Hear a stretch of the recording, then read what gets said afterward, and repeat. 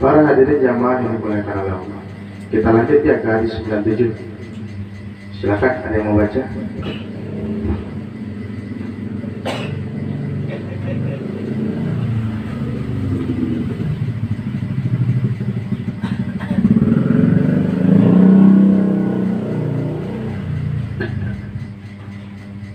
Hadis yang ke-97, melihat wanita cantik yang menarik hati.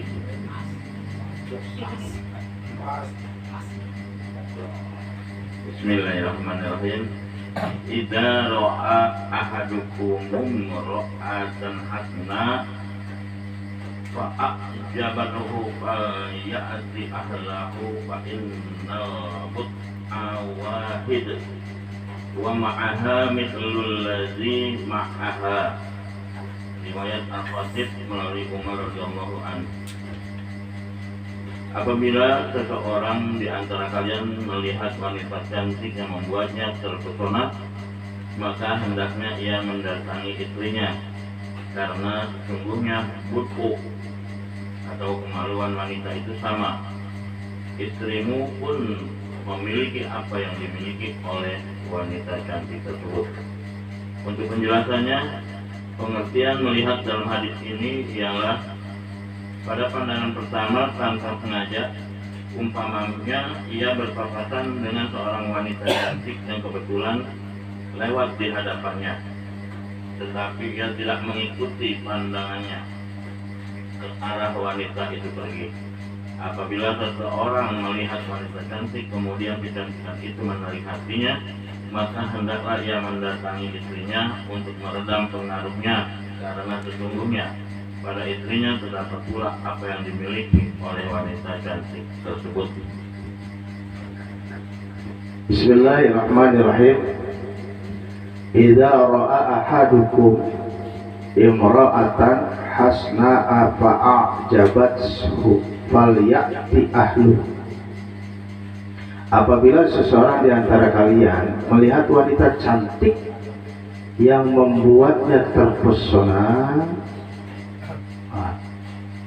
fa innal bud'a wahidun wa ma'aha mithlul ladzi ma'aha. Rawahul Khatib an Umar. Maka hendaklah ia mendatangi istrinya, karena sesungguhnya bud'u, kemaluan wanita itu sama.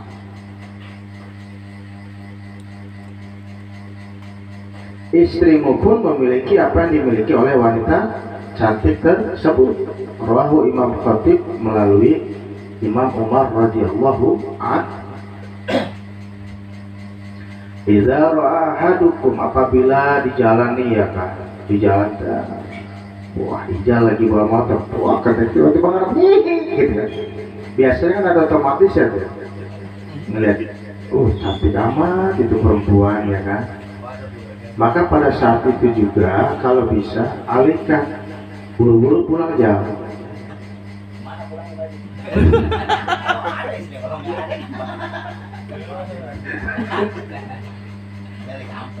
Ya. Jadi ajaran Rasulullah itu luar biasa, buru-buru pulang. Setelah pulang jangan didiemin dulu istri. Karena benar, karena kalau sudah berhubungan hilang itu semua yang begitu.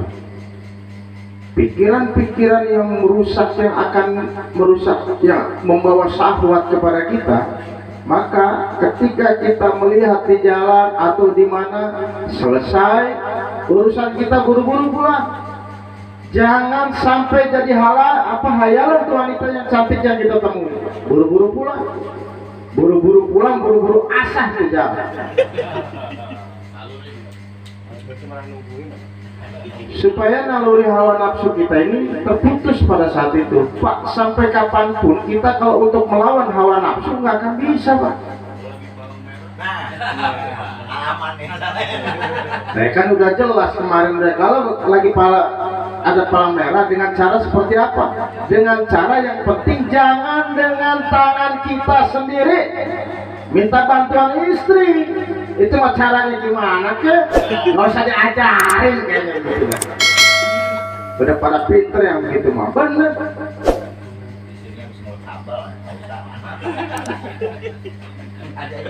Iya, ngomong terus terang mah. Tadi ngelihat di jalan, kenapa ngelihat apa? Ya kan? Ngelihat cewek cantik, kalau nggak digaplok, nggak usah ngomong. Udah yang penting terputus dulu tuh hawa kita, hawa nafsu kita terhadap perempuan cantik tersebut.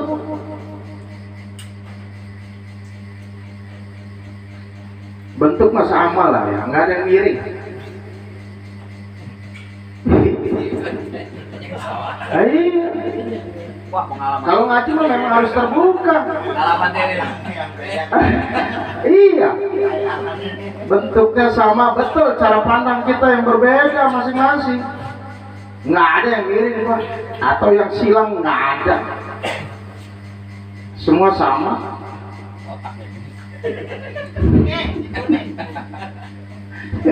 Ada ini bahasa itu cuma dalam ya.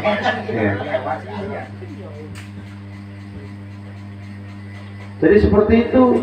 Jadi buru-buru selesai semua urusan kita, buru-buru pulang. Minta tolong sama istri, ayo mah, oh, jangan malu-malu.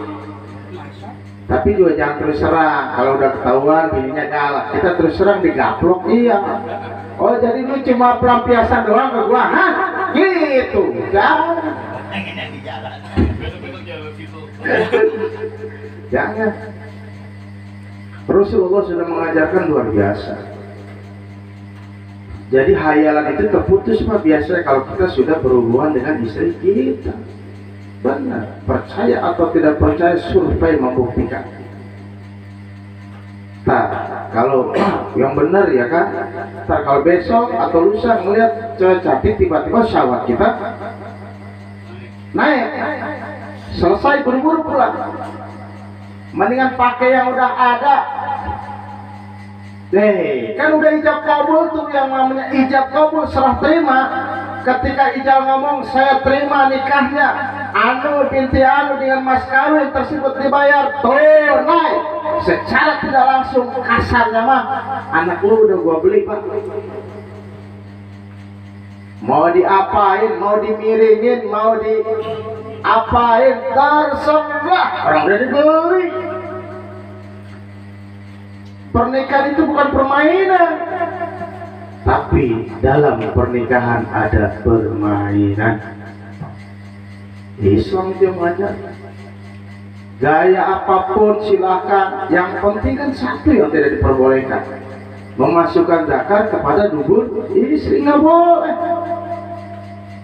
Mau gaya gimana, mau monyet kegelantungan atau apa ya, nggak ada masalah.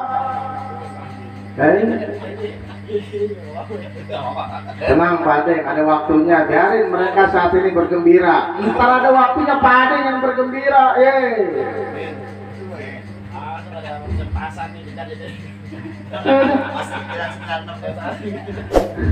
Saat ini mas sekarang ilmunya tumpuk aja dulu Pak Adeng. Insya Allah kalau semua mengikuti aturan segala apapun, insya Allah akan indah. Ini kadang-kadang kita udah mau sama istri main gabruk aja. Kalau bisa mau wudhu dulu Pak. Ini mah boro-boro ngedoa, main buka ngedoa lah. Allahumma jadibni syaitan wa jadibna fima rozaqtana wa qina adzaban. Berdoa. Ini mau bagaimana anak kita nggak mau badung kadang-kadang. Iya, sama istri main pakai aja, sama apaan? Doa yang bagus, berdoa. Kalau bisa mah habis wudhu, sholat sunnah 2 rakaat, habis sholat sunnah 2 rakaat, baca yasin, baca rahmat. Ya kelar-kelar. Allah, atau keburu tidur istri kita ya.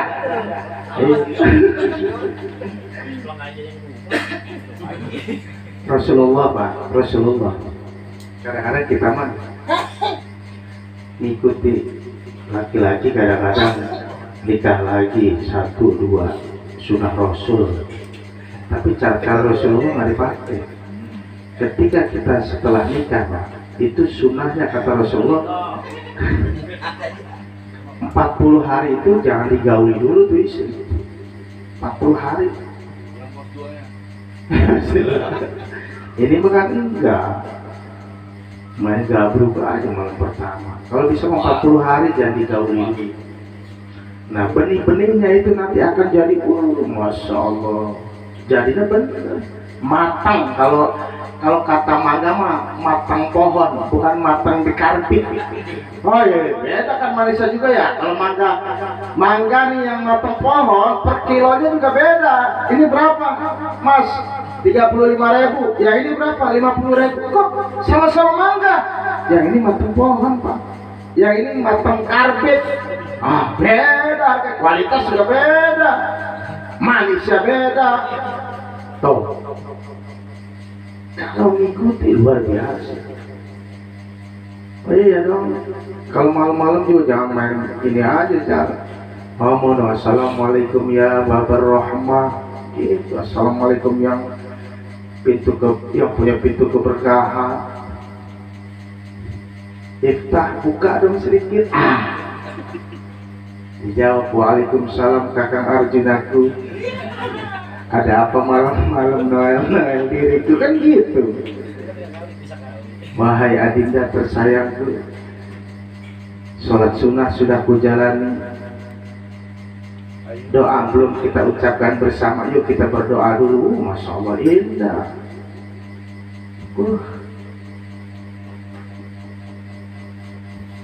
Seperti itulah bimbingan ajaran syariat Islam. Semua ada doanya. Nih saya kasih tahu juga. Saya mohon maaf terbuka aja. Kita udah ngaji udah berdewasa. Pak, ketika kita berhubungan badan, terus keluar air mani, Bapak pernah nggak baca apa kayak? Hah? Serius? Hah? Beda-beda ya? Beda-beda?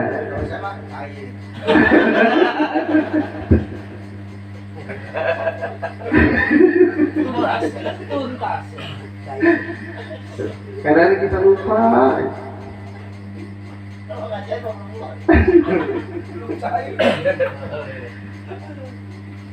Kalau ngaji mah harus terbuka, apapun Pak, nggak usah malu-malu. Namanya ngaji, kata Rasulullah juga qulil haqq walau kana murra.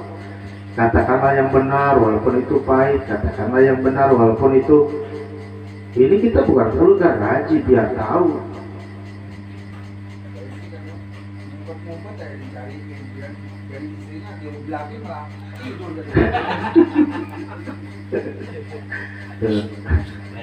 Namun kadang-kadang sesuatu yang belum kita miliki itu kita anggap sesuatu yang luar biasa, yang istimewa. Tapi sesuatu yang sudah kita miliki dianggap lagi sudah biasa.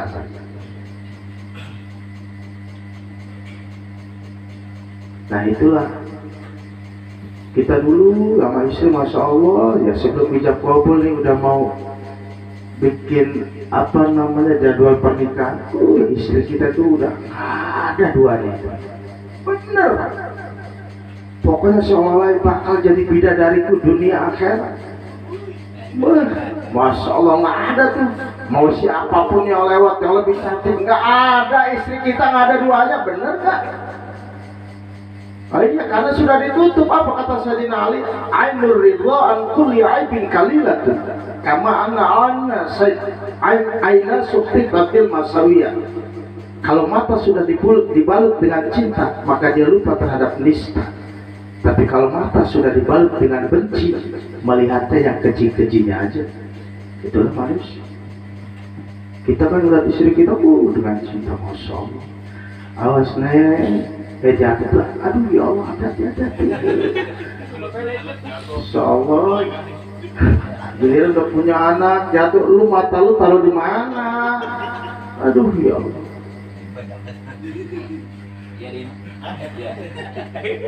Iya, itu istri kita tuh nggak. Hah?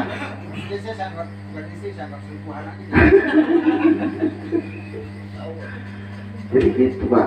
Oh masya Allah, kalau waktu belum kita memiliki mah udah kayak masya Allah. Itulah pelajaran kalau bisa mah dengan istri konsisten. Kalaupun mau nambah lagi tetap konsisten. Gitu. Jangan sampai. Iya. Oh, saya belum bisa adil, makanya harus belajar dulu adil itu seperti apa. Adil itu kata Rasulullah, kullu syai' fi mahal. Segala sesuatu itu harus menempatkan pada tempatnya, itu adil. Bapak punya anak 5, 1 SD, 1 TK, 1 lagi masih bayi lah. Masa iya harus kita kasih jajan adil, harus disamaratakan? Enggak. Ya SD 5.000, yang TK 5.000, yang SMP 5.000, SMA 5.000, enggak adil. Begitupun dengan istri yang tua dan istri yang muda. Misal seminggu di sini, seminggu di sana, nggak adil. Ya Pak Budi. Ya, yang ditambah, nah tinggal. Nah, iya. Praktek kehidupan, perhatian tetap ke istri yang tua, karena bagaimanapun juga istri yang tua itu jimat. Jimat itu hiji-hiji kudu dihemat. Kalau yang tua bisa lepas berarti gagal. Nah tinggal yang kedua lebih mudah, bisa lebih membutuhkan, maka kebutuhan tersebut harus dipenuhi. Di yang tua misal ya kan, kebutuhannya cuma seminggu 2 kali, yang muda bisa 5 kali, 6 kali, kadang-kadang sehari bisa 2 kali, ya nggak apa-apa. Ya, asal siap lemes aja. Jadi tergantung kebutuhan. Nah, ada pun ekonomi atur. Jadi nggak harus di yang tua seminggu, di yang muda seminggu, nggak juga. Pak, saya pernah ceritakan dulu ada seorang wali nggak pernah bermaksiat kepada Allah, nggak pernah berbuat zalim terhadap manusia, ibadahnya hebat, luar biasa. Meninggal, kata Allah, masukkan hambaku ke dalam surgaku. Gitu. Terus pas mau dimasukin, dicegat oleh malaikat. Entar dulu, belum ditanya. Ditanya oleh malaikat, kamu anaknya berapa? 5. Istri kamu berapa? 1. Kenapa 1? Kata malaikat, takut saya mau nikah lagi. Oh, berarti kamu selama ini tuh juga takut sama istrimu. Takut saja dengan istri, itu dayus hukum, nggak boleh. Nggak jadi tuh wali itu masuk surga gara-gara takut dengan istrinya. Takut hanya kepada Allah. Ittaqil haitsu makunta, dimanapun kita takut sama istri, nggak boleh. Salah jawab. Ya. Tapi oke lah kalau kita kan di sini saling menghormati, bukan karena takut dengan istri. Pokoknya yang jago mau Pak Budi ya udah nggak ada takutnya sama istri.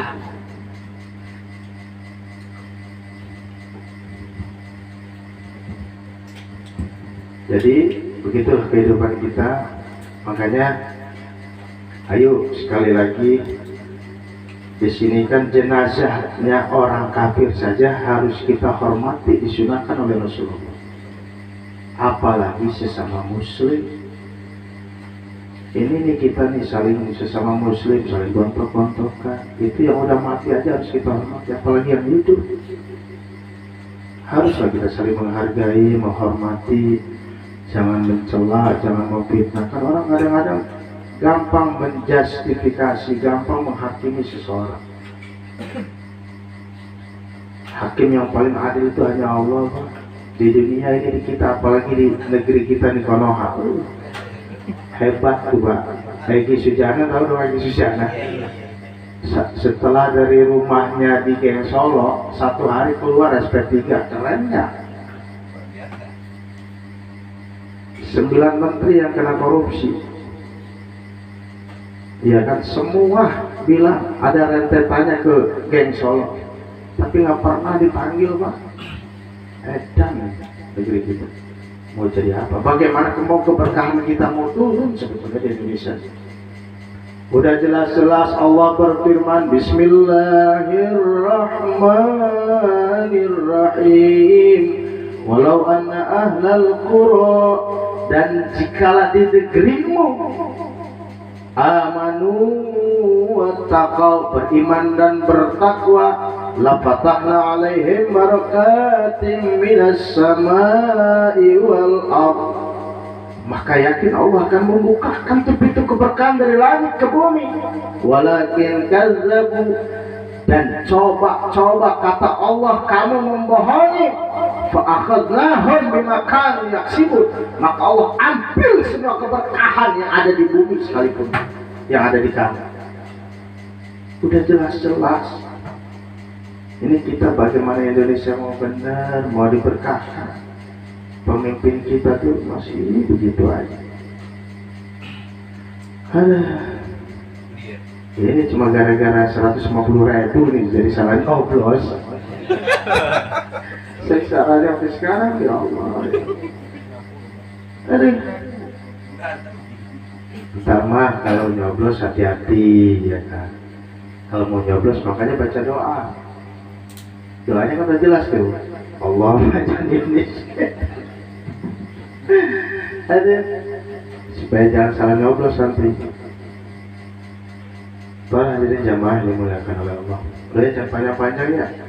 Ntar keburu pinter nggak mau ngaji lagi. Ya dari saya cukup sekian. Mohon maaf bila ada kesalahan.